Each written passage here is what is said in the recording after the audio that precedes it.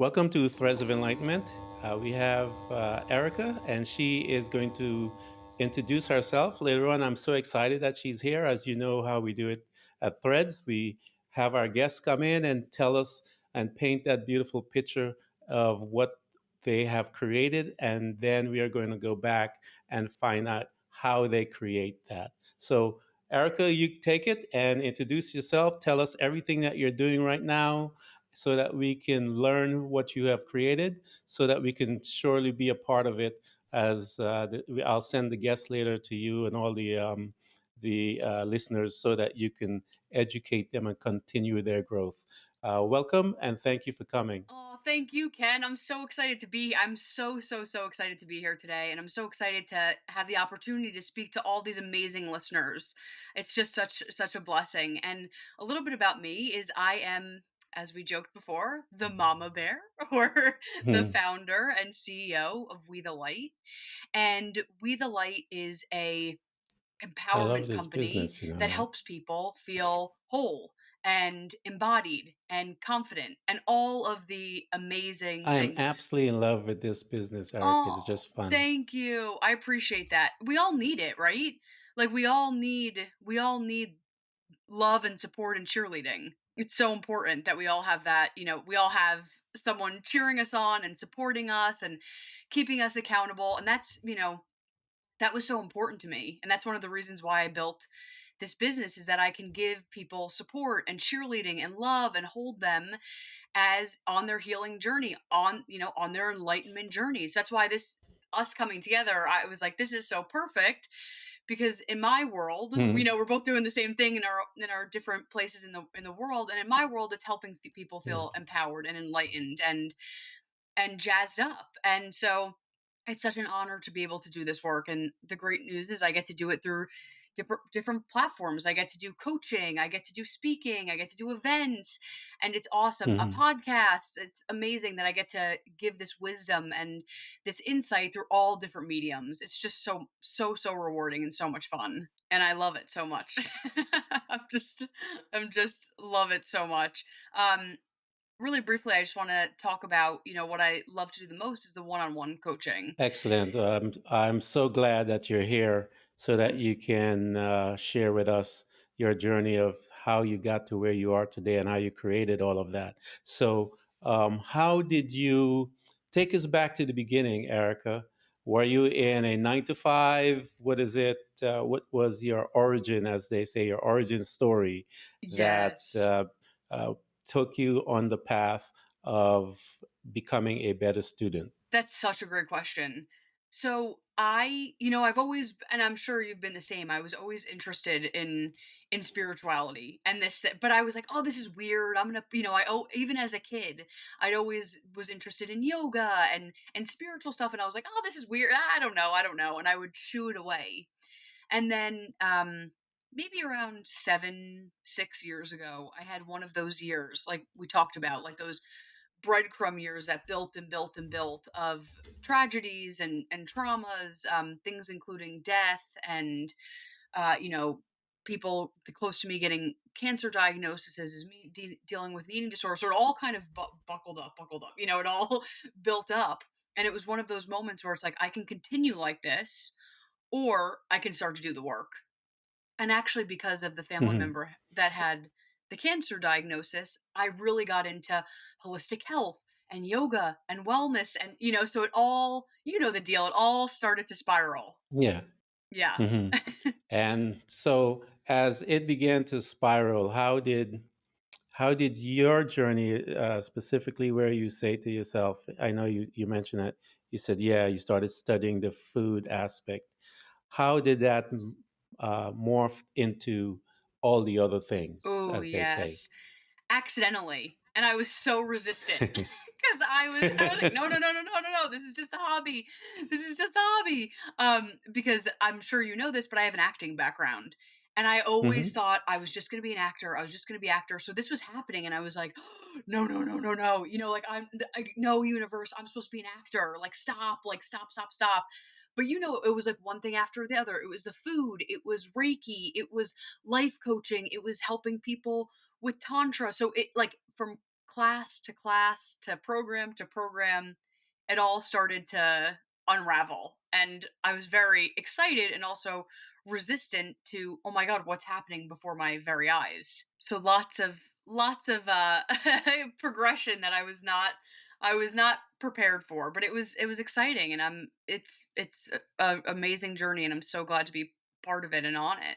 And I'm sure you feel the same way. Yes, this journey, I keep telling people, is a beautiful It thing. is. It is absolutely painful and sometimes, but I tell them also that when the darkness comes into our life because of who we are, and I believe that we are creators, when dark periods come into our life, this is the time that we slow down, we take that breath. The breath, I always tell people because of my meditation, is the bridge between the present and the very present. Mm. And so, as you begin to take your breath and begin to breathe and become, you now have your power to start creating. That universe is inside of you, it is not outside of you, Mm. it is inside. And so, once you begin to look on the inside, you begin to find things about yourself that, hey, I think this way. Why do I think this way? How am I thinking this way? And you start asking those questions, ripping away those beliefs that were deposited in you by your parents, your teachers, your friends, society, all of those things and entities. And you now begin to ask questions on your own to begin to create. And from that space is where you begin to look, and the world becomes more exciting. Um, Everything becomes alive. Mm. And this is what you and I are talking about. We want people to come because it is exciting here. It's not a boring time. It is really, really exciting. And it's even more exciting when you get people to open their eyes and see that, wait a minute, I can have this walk as well. So Yes. here you are going through all of this wonderful things. And as you're moving from one as they say, you're leveling up every time you have something happening with you and you're moving from one space to another. How did you handle and deal with your fears and demons that they say, those things that are sitting right there with us and that are familiar with us, how we think, how we act, Yeah.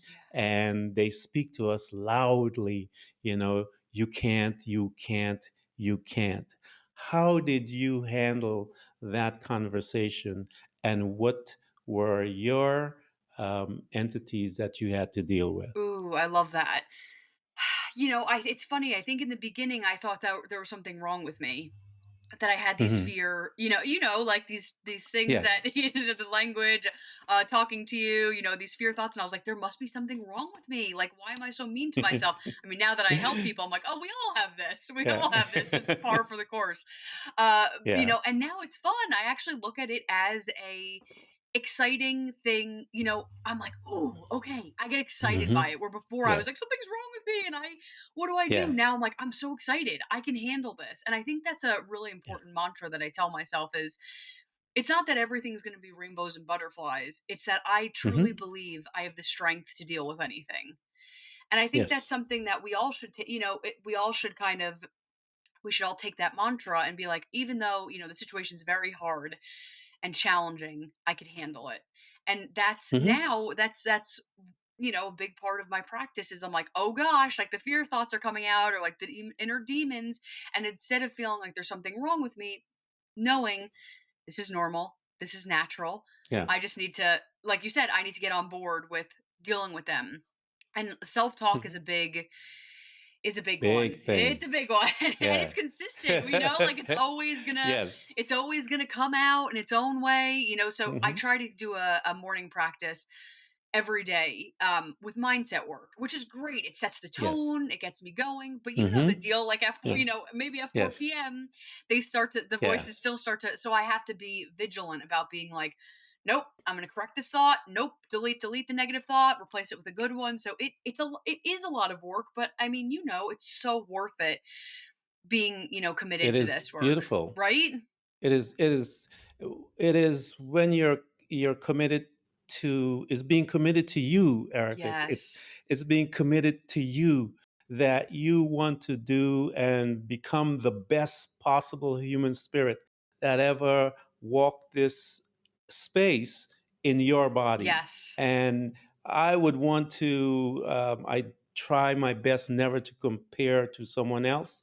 I listen and I take information and I assimilate it to see how this entity can utilize it to the best of my ability. I don't want to be like you. I don't want anyone to be like me because we are individuals. We are so precious that I keep telling people that they have industries that are making billions of dollars of how beautiful and special we are. We have fingerprinting, we have the retina scan, we have voice recognition, we have all these things that are making billions of how precious you are.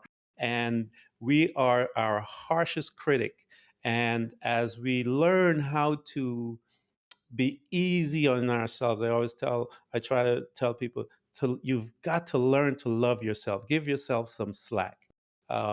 Where you're not perfect, you are learning. The critical voices. Erica, I had to pretend in my walk that there were entities. Mm. And I sat them down. I said, okay, we need to have a conversation. These thoughts and some of the things that were not just thoughts that were habits, Mm. and they were hanging around with me. And so I had to put them down and sit down and said, let's have a conversation about this. And I ended that relationship. I broke it up, and I haven't had. They've tried to come back, but we've already done. I've dated them already. It's over. I don't need to date that again. And so we have to learn how to become masters of our thoughts, like you said. And I remember reading this. This writer said, "We are godlike in this fashion that we are able to control our thoughts, and that is where we begin our creation as creators is in our thought life." And as you said, you get in the morning and you set your mindset, you set your path right in between your ears. Hmm. And it's powerful. I remember when I started doing the mindset work, Isn't I was it? like, there's no way I believe this stuff. Like I was like, I don't believe this stuff. Like I don't believe Mm-hmm. these things. And then over time, what's so cool is over time, I started to believe it. And not only did I start to believe it, I started to see it Yeah. manifest in my world. And that is like the coolest. It is for Mm-hmm. me, it's worth putting in the work because I'm like, you just feel so much better. You show up differently and your outside world starts to change. Mm-hmm. So now you have all of this good stuff happening, and you're moving, you're progressing, and so you said, "I want to start a business." How did that come about? How did you get to the space where you want to say, I want to do this and I want to do that"? What caused that?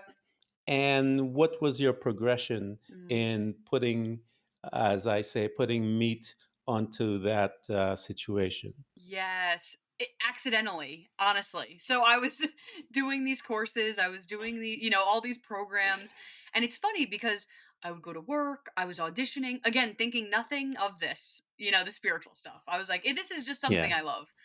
And I would to my apartment and I would do Reiki with them, I would do life coaching, I would do all of these again, never Hmm. thought anything of it. I was like, "Come over." And I would lead these classes again, it started to like spiral and I was like, "Oh no, what's happening?" And then I was like, "Oh my gosh, I'm seeing this form of business accidentally." And from class to coaching to this to that. And so then I started doing traditional life coaching, Yeah. and then from there, I started taking more specialized Hmm. programs, and that's kind of how we got here today. But in the beginning, it was none of that. It was accidental. It was just and I'm sure Hmm. you're the same. It was the intention of just helping people. So it wasn't like I'm going in to be a business person. It was like, Yes. oh, after work, come on over. Like, well, I'll help you out. Come on over, do that. And then little by little, I was like, "Uh-oh, something is something's forming in front of me that I need to Yeah, acknowledge." yeah, yeah. And for all the listeners, Erica has Mhm. certificates all over. I mean, she got tons of them in all kinds of classes and or areas and stuff like that. So I suggest you get to her and find out what they all mean, and I'm sure she's going to sit down and have a conversation with you. So here you are. You started this space to begin to now teach and to bring people into the knowledge of who they are. And I tell them coaches are simply we are magnifiers to your talent, and we just put light on it, and we hold you accountable to the conversation about your personal growth. So that's all we do, and lots of us are able to do it, fine tune it, and do it to under their particular way how they do it. But we see who you are, and we are just helping you to see who you are. And so that's the fun part when we began to see that that revelation start to click into your mind, and you begin to start moving. So, Mama Bear, talk to us about the name. This is what I wanted to find out about when we start. So you started and your business is growing, you're meeting people, you're going to class, and it's you see it coming together. And where did that name come from, and Yes. who did it to you? I Who think gave you that name? myself. I think, well, it's so funny. I think myself. And Nice. it's funny because, I did an exercise about and it's like the deva, right? Of the bit, like the deva, the energy of the business. Uh-huh. And it's so funny. Like I did it for acting and I did it for Yeah. We the Light. It's funny, for acting it was more of a flowery, pink, ethereal energy. And I was like, I think We the Light's gonna be same. Like I think it's gonna be very, Hmm. and We the Light was like Hmm. cheetah, grounded, like she is like, I am a huntress, I am a lioness. And Hmm. it is Mama Bear because you fiercely love these people that come into your orbit. You fiercely protect them. Yeah. Sometimes you have to give them Hmm. tough love, but you're like the leader lioness, like, come this Yeah. way, come this way. So it's so funny because I would have never identified as that word. But when I really started to tap into the energy of the business, it was Hmm. like I thought, oh, it's going to be so light and fairy, and it was like this boom, this like boom, boom, vibrant. I hold space, massive space for people to rise, and so that's where the that's where the Mama Bear thing came from. I love it that you labeled yourself. That's beautiful. I love it. No, so here you are, Mama Bear, and you're taking care of all of these folks that are coming. So I'm a cub, and I am now coming seeking help. How would you? Um, Encounter, what would that encounter look like once I introduce myself to you via phone call or online, or how do you now begin to usher that person into Yeah. their So what I process? do is I normally work with people a minimum of 6 months because like lots of stuff comes up. Like Hmm. I think one-off sessions are amazing, but I like to do it a long time. So we get to know each other, we feel Yeah, safe, we could really do yeah. that. So I suggest people sign up for a minimum of 6 months. If they have to make, accommodations, we'll do that. But I usually say 6 months. And Hmm. through that, the program is Yeah. very hands-on. It's talk therapy, it's embodiment, it's mindset. I make sure that they are really, really held. And it's interesting because I talk to them every week. Whether it's a 60-minute session, whether it's a check in, whether Hmm. they're texting me, I want them to feel like they are, like, literally like a cub, like mommy's there to hold you, but not, but creating a balance of, Yeah. Yeah. feeling safe and I have someone to go to, but also not creating dependency. I also want them to know that at any time they have the tools and they have the skills and they Yes. have the independence. So it's that balance of, I feel safe, I know she's holding me, I know I have someone by my side, and she's also given me the tools and taught me so I can go off at any time and I feel independence and I could do this. Hmm. So it's that fine line, but I do like to make sure that my containers are very rich and held. I love that the container is rich in hell. This life. Talk to me about some of. I know it's no, you can't name, but some of those stories that helped encourage you, may have changed you in your growth as you move along, and that you have taken one of these cubs and now you have taught them, or not even taught them, just point out to them the tools that they need, the ability that is within them. How did they begin to use it, see it, and talk to some of those stories that you saw and that you're proud of as a mama bear, that you proud that your Yes. cub grew up and Yes. I went think, on I their mean, way.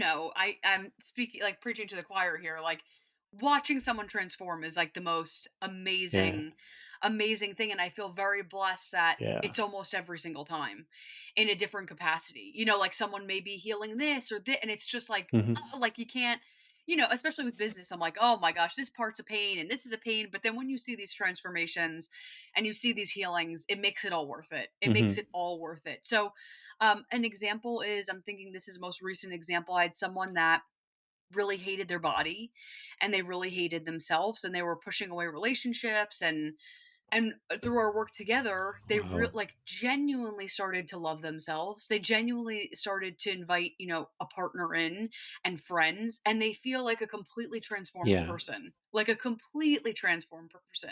And I have other people that have, yeah, it's that's beautiful. Like, right? It's that's powerful powerful. stuff. That's And, just powerful people stuff. that have Yeah.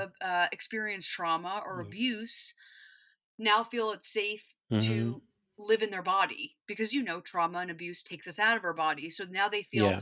I feel safe in my body. I feel safe to Yeah. bring partners in. I feel safe within myself and I feel confident and I can trust myself. And that is like the biggest gift, to watch someone that felt unsafe to now feel safe. Yeah. That is It is. priceless stuff.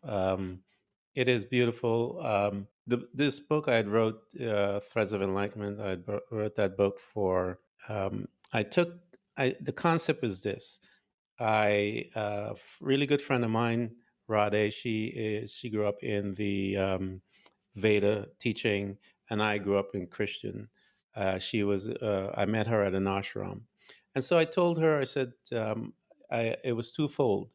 I wanted it to be from a man's point of view and from a female point of view, because I believe when you have a union between a man and a woman in that relationship, you have the right brain thinker, the left brain, you have the emotional thinking, you have the logical mindset. And so you have this beautiful mix. I think as they began to look at each other as equal, that the person standing next to you may see that situation in a different format, and you see it in a different format. But collectively, oh my God, the two of you guys can handle Yes. that situation. And so I told her, I said, I gave her one of the very first chapters that I gave to her. And I said, after I wrote the chapter down, there are 10 spaces which we call chapters that I believe that each and every one of us have to visit in order that we can become that mature spirits that we desire to become. And one of the first Mm, chapter was self-love. Once I embarked on that aspect, hearing Rade's uh, insight into that. What the concept was, she would write whatever she wrote, I would write whatever we write. We never looked at each other. We submitted it. Each chapter we did the same.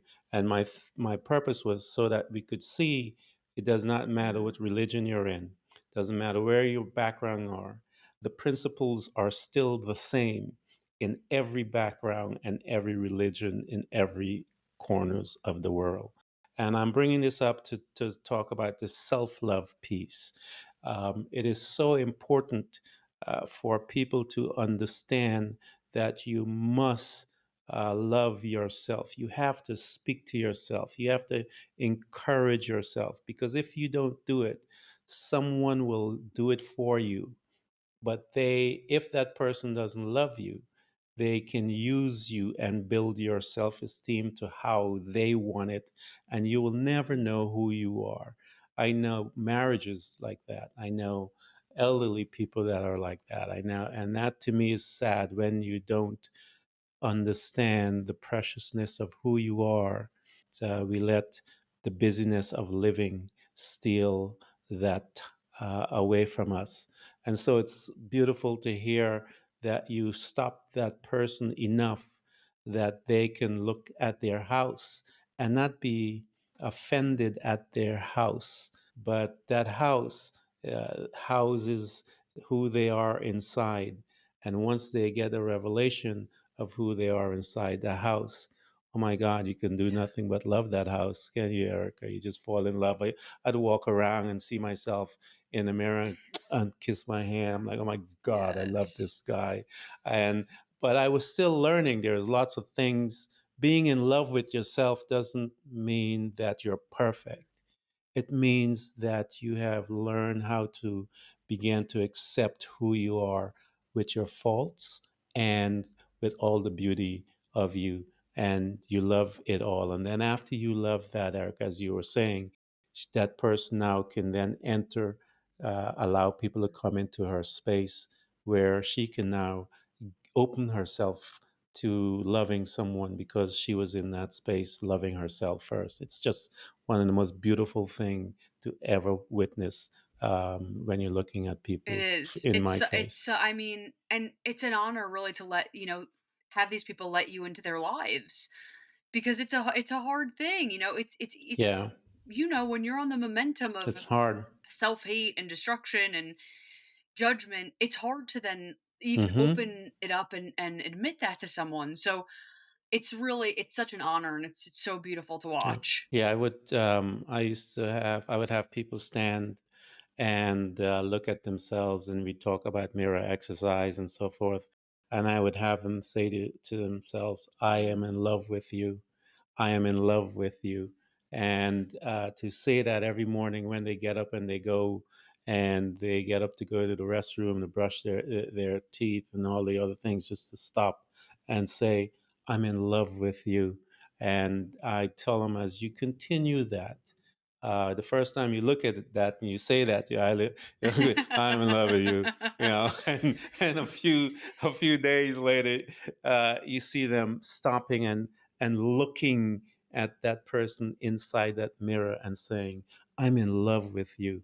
And I think from that space, I talk about being in a solitude space, which is most people don't understand. It's not being separate. Solitude is about getting to know who you are in a quiet time, setting your time and your days, your morning, like you said, that quiet time.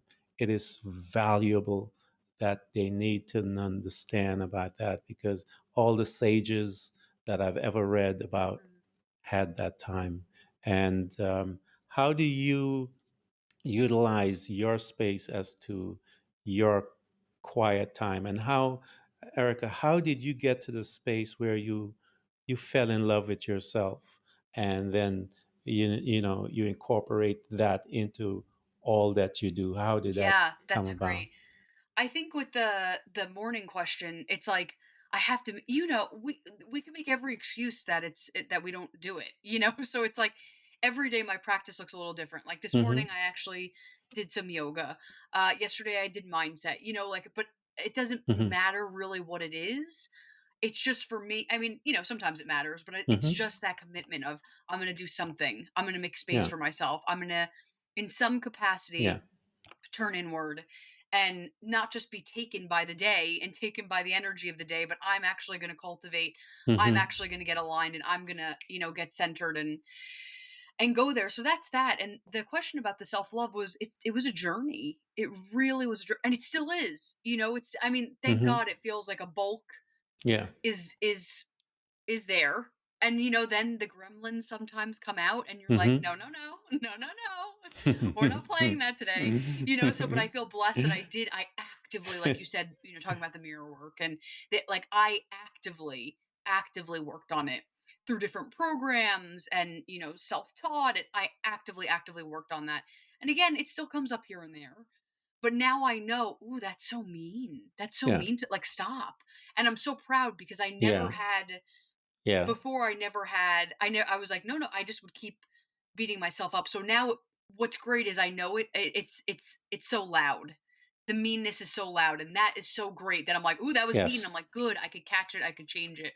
Where before I would just keep going and keep spiraling. And so the cliff notes of that is I actively still work on it now. Still now, and I've been doing this for years and I teach people to do it, but you Yeah. have to, it's a lifelong it could be a lifelong journey. It is a life journey, a long journey, Yep. because we are students of ourselves, and as we improve, we recognize things. Several years ago, you would have been able to stay in that thought for Yes. days, maybe weeks, who knows? But now you don't spend a second there. Why? Because you have graduated, you have become familiar with who you are, and you have learned how to handle that situation, that thought when it comes. And I tell people I studied electrical engineer and brain waves and all that stuff. And when we were doing those things, I actually we would see the brain, and it is an electrical field. If people can really see it, it's an electrical field, and your thoughts create those fields. And when a thought comes about hunger, when a thought comes about what so forth, those fields react according to the thought. And so I always instruct people about the thought life, to control that. The old thoughts create new ones by taking that space. And that's what you're doing when you take that space, whether it's yoga, whether it's meditation, whether it's running, whether it's walking, whatever it is, you take that space. And as you begin to meditate with new thoughts, you're creating new highways. It is going to take time, trust me, but those new synapses and those new highways will form, and those old thoughts, those old highways Mm. will begin to shrink down.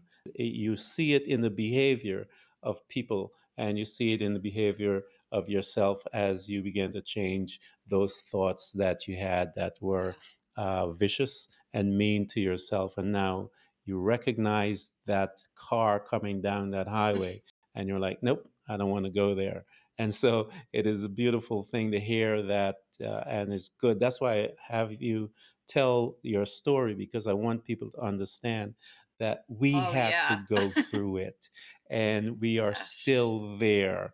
And but we have learned enough that we can now not be Mm. overcome by that thought of the darkness, or the demons, as we say. We have now learned how to master them instead of them Yes. mastering us. I am so Oh. excited that you came, Mama Bear, and you're educating us all. Thank you. This is amazing. You're doing amazing things. It's an honor to be here.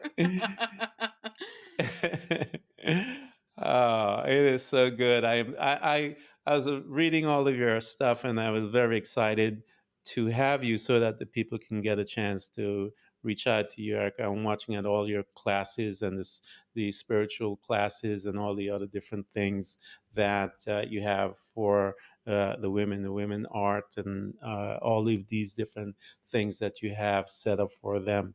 And I telling my listeners, get in touch with this woman, get in touch with her, have her hold your hands and take you to the next level.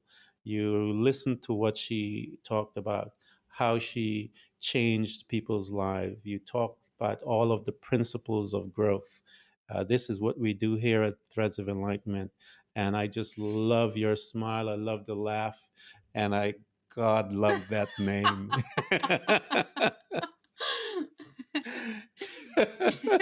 So good. So it is rich. It is just rich. Um, she is a certified VITA coach and everything, guys. I mean, like I said, she has so many credentials that she is more than able to hold your hands and walk with you.